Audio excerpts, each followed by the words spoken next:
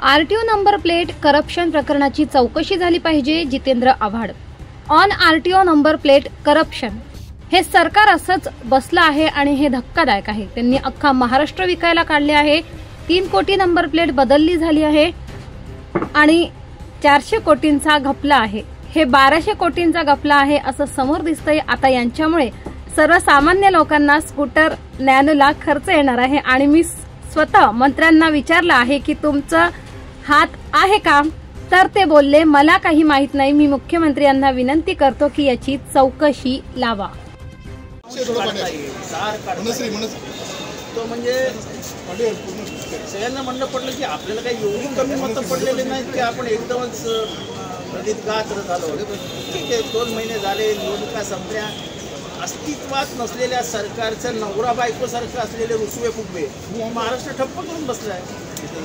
अहो, ते आरटीओ ते नंबर प्लेटचं जे करप्शन बाहेर येत आहे ते म्हणजे धक्कादायक आहे ना. अख्खा महाराष्ट्र विकायला काढला आहे.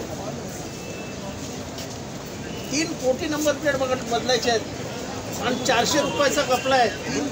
3 कोटी रुपये 400 किती झाले? 1200 कोटी रुपयाचा गफला असा समोर दिसतोय. 1200 कोटी रुपये काय झाडाला येतात का महाराष्ट्रात? सर्वसामान्यांच्या स्कूटरला खर्च येणार आहे, सर्वसामान्यांच्या मोपेडला खर्च येणार आहे, सर्वसामान्यांच्या नॅनोला खर्च येणार आहे. मोठ्या गाड्या जाऊ द्या.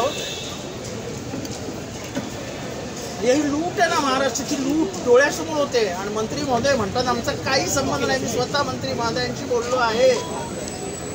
मी मंत्री महोदयांना विचारलं, मंत्री महोदय आपला काही संबंध आहे का? जितेंद्रजी माझा काही संबंध नाही, मला काहीही माहीत नाही याच्यात. एखादा मंत्री एवढ्या प्रामाणिकपणाने सांगतोय. माझी विनंती आहे परत हात जोडून मुख्यमंत्री महोदयांना त्याची चौकशी लावा. 100 रुपयाची नंबर प्लेट गोव्याला मिळते, तिथे 100 गाड्या आहेत. आणि इथे 500 रुपयाला मिळते, इथे 1 लाख गाड्या आहेत. फरक तर बघा. म्हणजे उघड्या डोळ्याला कॅल्क्युलेशन न करता सरळ दिसतंय की 1000 कोटी रुपये.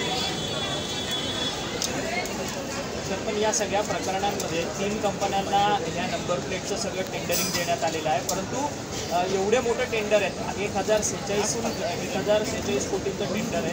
हे काही अधिकारी काढू शकत नाही, मंत्र्यांची परवानगी या सगळ्याला लागते. त्यावेळेस मला माहित नाही तेव्हा मंत्री कोण होते, पण सगळ्यांचं म्हणणं आहे आणि अगदी पेपरवाल्यांचं सुद्धा म्हणणं आहे की हे सगळा जो प्लॅन रचले गेला आहे तो अधिकाऱ्यांनी रचला कोणीही असो. आम्हाला काय करायचं आहे हे मुख्यमंत्री म्हणतात की माझं शासन हे स्वच्छ असेल आणि हे चालवूनच घेणार नाही आम्ही. हा सुद्धा त्यांचं स्टेटमेंट आहे की हे चालवून घेणार नाही. माझी विनंती हात जोडून त्यांना, देवेंद्र फडणवीसजी 1200 कोटी रुपये महाराष्ट्रातले लुटले जात आहेत. 3 कंपन्या भोरपडणार आहेत. 3 कंपन्या अमराठी माणसांच्या आहेत. मराठी माणसांचे पैसे काय झाडाला लागलेत काय? अधिकाऱ्यांनीच केलेला घोटाळा आहे तुमचं म्हणणं, याला राजकीय वरद असतं? असं आहे की याच्यात राजकीय वरद असते की नाही?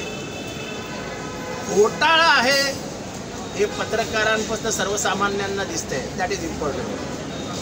आता चोराला पकडणं हे पोलिसांचं काम आहे, माझं काम नाही.